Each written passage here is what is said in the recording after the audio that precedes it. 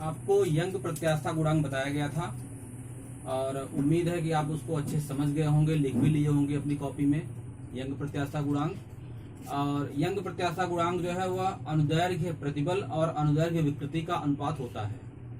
आज जो दूसरा आपको बताना है उसे कहते हैं आयतनात्मक प्रत्यास्था गुणांक या बल्क मॉडुलस ऑफ इलास्टिसिटी।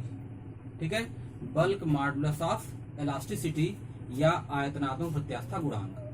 अगर कोई वस्तु ऐसी है जिसमें कि आयतन है, अर्थात जैसे कोई सिलेंडर है, ठीक है, उस सिलेंडर में गैस भरी हुई है, या कोई घनाकार वस्तु है या घनाभ के आकार की वस्तु है, अगर उस वस्तु को आप दबाते हैं ऊपर से, तो दबाने पर क्या होगा?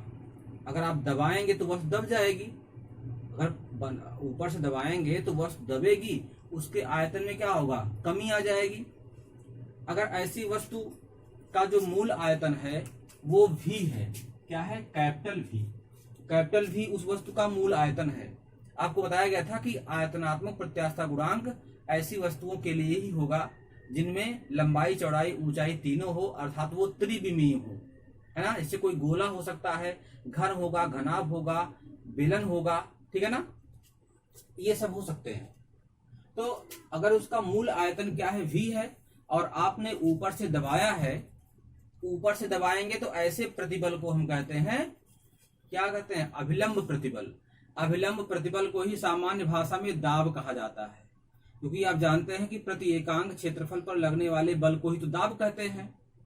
और अभिलंब प्रतिबल में क्या होता है कि वही आंतरिक प्रतिक्रिया बल है, जितना आप ऊपर से दबाएंगे उसी के विरोध में आंतरिक प्रतिक्रिया बल जो लगेगा वही अभिलंब प्रतिबल है। तो अभिलंब प्रतिबल और दाब दोनों का मान जो होता है वो एक समान होता है, बस केवल अंतर क्या है कि दाब ऊपर से लगाया जाएगा और अभिलंब प्रतिबल जो है वो नीचे से काम करेगा। आंतरिक प्रतिक्रिया बल होता है प्रतिबल, ठीक है ना। तो v उसका मूल आयतन मान लीजिए है, और आपने ऊपर से दाब लगाया p दाब आपने लगाया, तो p लगाने के बाद उसके आयतन में कितना परिवर्तन हुआ? डेल्टा v की कमी आ गई, ठीक है ना, डेल्टा v कमी आ जाएगी। देखिए, दाब जितना ही बढ़ाएंगे आयतन में उतनी कमी आएगी, और अगर दाब कम करेंगे तो आयतन फैलेगा। जैसे किसी बर्तन पर आप बाट रख दीजिए, तो बाट की संख्या बढ़ाते चले जाएंगे आप, तो क्या है कि उसका जो आयतन है घटता जाएगा, और बाट हटा लेंगे तो आयतन बढ़ेगा, ठीक है ना। तो इस अवस्था में अभिलंब प्रतिबल क्या हो गया? P, और आयतन विकृति क्या हो जाएगी? आयतन में परिवर्तन डेल्टा V बटे मूल आयतन कितना है? V। इसी को तो हम कहते हैं आयतन विकृति। ये क्या चीज है? इसे हम कहते हैं आयतन विकृति। और अभिलंब प्रतिबल क्या है? अभिलंब प्रतिबल, इसको हम दिखाते हैं P से। तो अभिलंब प्रतिबल हो गया P, आयतन विकृति हो गई डेल्टा V अपान V, ठीक है। तो अब आप आयतनात्मक प्रत्यास्था गुणांक, जिसको आप बल्क मॉडुलस ऑफ इलास्टिसिटी भी कहते हैं, इसको दिखाते हैं B से। B, तो B इक्वल टू हो जाएगा, बताया था आपको कि अभिलंब प्रतिबल और आयतन विकृति के अनुपात को आयतनात्मक प्रत्यास्था गुणांक कहा जाता है। तो B इक्वल टू हो जाएगा, क्या होगा? अभिलंब प्रतिबल अर्थात P अपान आयतन विकृति अर्थात डेल्टा V अपान V। देख रहे हैं यहां से।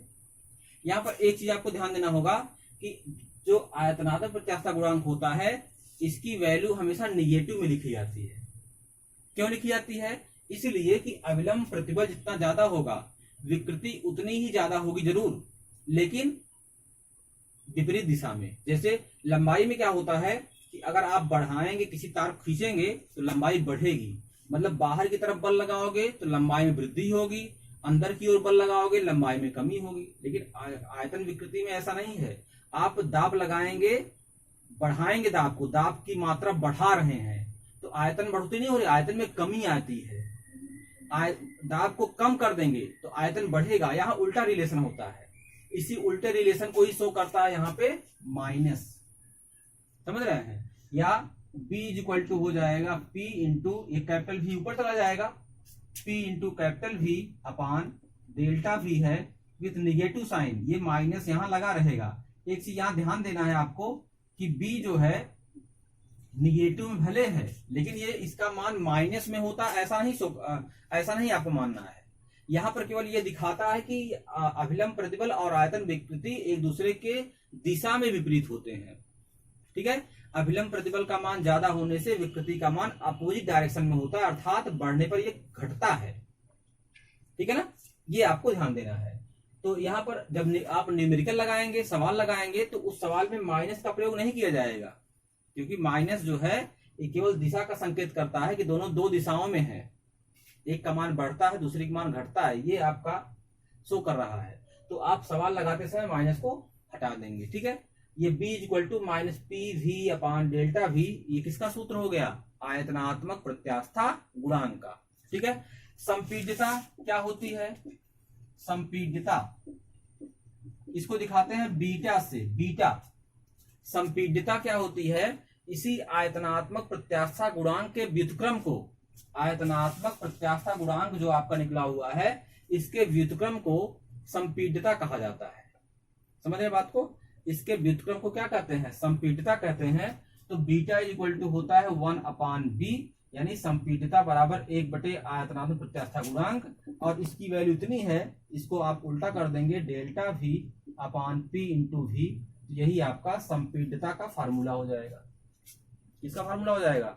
संपीड्यता का फार्मूला हो जाएगा ये। ठीक है ना, बाकी सब वही है, बताएंगे आपको प्रत्यास्था गुणांक में। तीसरा जो प्रत्यास्था गुणांक है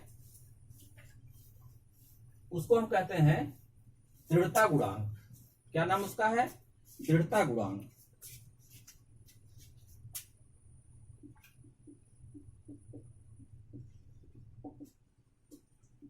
या modulus of rigidity, modulus of rigidity कहते हैं, या दृढ़ता गुणांक कहा जाता है। दृढ़ता गुणांक ये क्या होता है?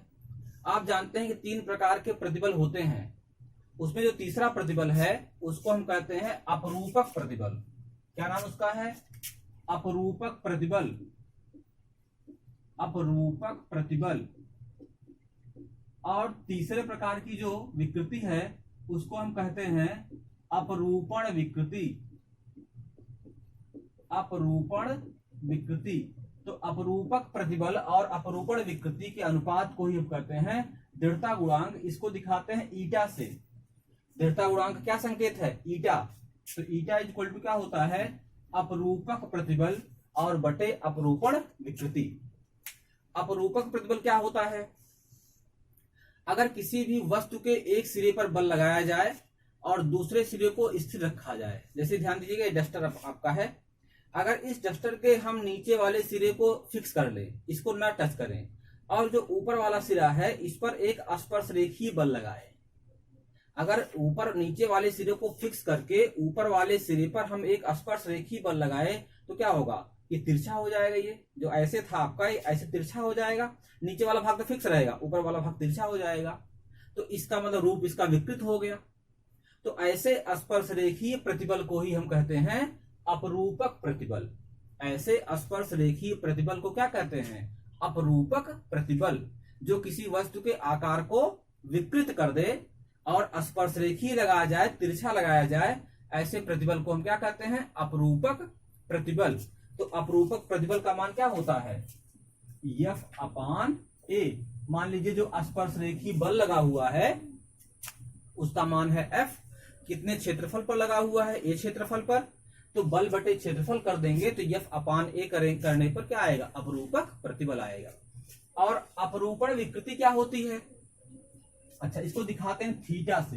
अभी थीटा को हम बता रहे क्या चीज है, इसको किसे दिखाते हैं? थीटा से। तो ईटा इज इक्वल टू क्या फार्मूला बन जाएगा? F upon A। थीटा है ही है, A थीटा। ये किसका फार्मूला हो गया? ये दृढ़ता गुणांक का फार्मूला है। ठीक है ना, अपरूपक प्रतिबल समझ गए। अगर किसी क्षेत्रफल पर आप स्पर्श रेखीय बल लगा रहे हैं वस्तु की आकृति को परिवर्तित करने के लिए, तो ऐसे प्रतिबल को हम कहते हैं अपरूपक प्रतिबल।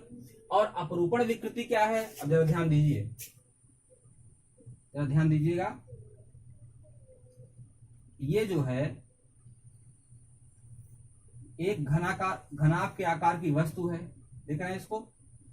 ये घनाभ के आकार की वस्तु है। इसका एक सिरा ये देखो हो गया A B C D E F G H, ठीक है ना, इस तरह से है। आपने क्या किया कि ये जो नीचे वाला पोर्शन है A B F E, ये नीचे वाला पोर्शन इसको आपने फिक्स कर लिया और ऊपर वाले को आप ऐसे तिरछा धकेल रहे हैं, तो क्या होगा, जो ये वाला D और G वाला सिरा है यहाँ वाला, ये थोड़ा तिरछा हो जाएगा ना, D वाला यहाँ पे आ जाएगा, D डैश पर आ जाएगा, G वाला यहाँ पर चला जाएगा, G डैश पे चला जाएगा। तो या अब जो नई स्थिति होगी ऐसे होगी, देखो जरा ध्यान से, ऐसे। अब इसको यहां से नहीं मिला रहे हैं, इसको मिलाएंगे तो फिर ये आपको अच्छे से दिखेगा नहीं। ये वाला पोर्शन थोड़ा यहाँ चला जाएगा ऐसे, ये वाला थोड़ा यहाँ चला जाएगा ऐसे, है ना, तो ये वाला यहाँ चला जाएगा, ये ऐसे बना दे रहे हैं ऐसे, ठीक है ना। तो कहने का मतलब हुआ कि ये जो पोर्शन है जब थोड़ा तिरछा खिसकेगा आपका, ठीक है, तो ये यहाँ खिसक गया, ये यहाँ खिसक गया, तो ये इतना कोण बनाएगा ना, ये देखिए ध्यान से, ये आपको कोण बना रहा है, यही जो कोण बनाएगा इसी को कहते हैं थीटा, यही है अपरूपण विकृति थीटा। तो अपरूपण विकृति का मतलब हुआ ये थीटा है ना, क्लियर बात हुई, ये थीटा है, ठीक है।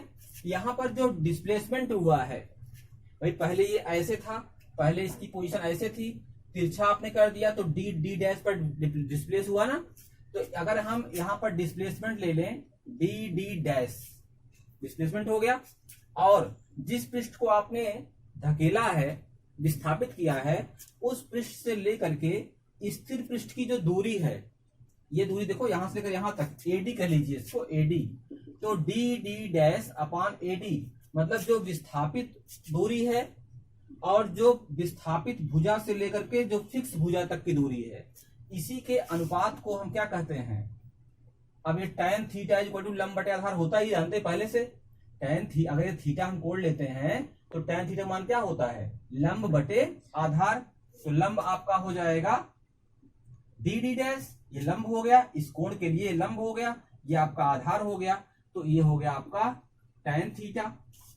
अब चूंकि ये डिस्प्लेसमेंट हमारा जो है बहुत कम होता है, ये डिस्प्लेसमेंट आप क्या होगा, बहुत कम होता है, इसलिए जो आपका tan थीटा है इसको थीटा भी लिखा जा सकता है। आपको बताया गया था उस दिन, आप आज से याद भी कर लीजिए कि छोटे कोणों के लिए साइन थीटा की वैल्यू थीटा के इक्वल होती है, चाहे साइन थीटा रखे चाहे थीटा रखे, छोटे कोणों के लिए tan थीटा की वैल्यू भी थीटा के इक्वल होती है, और cos थीटा की वैल्यू जो है 1 के इक्वल होती है, इसको आप याद कर लीजिए। तो tan थीटा की वैल्यू जो है थीटा के इक्वल हो जाएगी, तो यहाँ पर जो tan थीटा है उसको हम लिख सकते हैं थीटा, तो थीटा इक्वल टू हो जाएगा डी डैश बटे एडी, ठीक है ना। मतलब जो यहाँ पर पार्श्विक विस्थापन हुआ है इसे क्या कहेंगे, इसे कहेंगे पार्श्विक विस्थापन, मतलब बगल में जो डिस्प्लेस हुआ है बटे, ठीक है, लंबवत दूरी, दोनों भुजाओं की लंबवत दूरी, उसको यहाँ पर लंबवत दूरी हम शो कर रहे हैं, लंबवत दूरी, ठीक है, यही आपका थीटा होता है। इसी थीटा को ही हम कहते हैं अपरूपण विकृति, ठीक है। तो अपरूपण विकृति का मतलब हुआ कि पार्श्विक विस्थापन बटे दोनों भुजाओं के बीच की लंबवत दूरी, यही थीटा है, ठीक है, और यही थीटा अपरूपण विकृति है। और अपरूपक प्रतिबल F अपान A होता है, तो F अपान A बटे अपरूपण विकृति थीटा को एक साथ हम समाहित कर देंगे, तो ईटा इज इक्वल टू क्या हो जाएगा, F अपान A थीटा। इसी को हम कहते हैं क्या, दृढ़ता गुणांक या मॉडुलस ऑफ रिजिडिटी कहा जाता है, ठीक है। तो ये 3 तरह के जो आपके गुणांक थे वो आपको बता दिया हमने। अब इसमें और बाकी रह गया है कुछ में काफी चीजें भी, तो वो आपको बताएंगे, लेकिन 3 तरह के जो आपके प्रत्यास्थता गुणांक है इनके बारे में आप नोट्स बना लीजिएगा, ठीक है।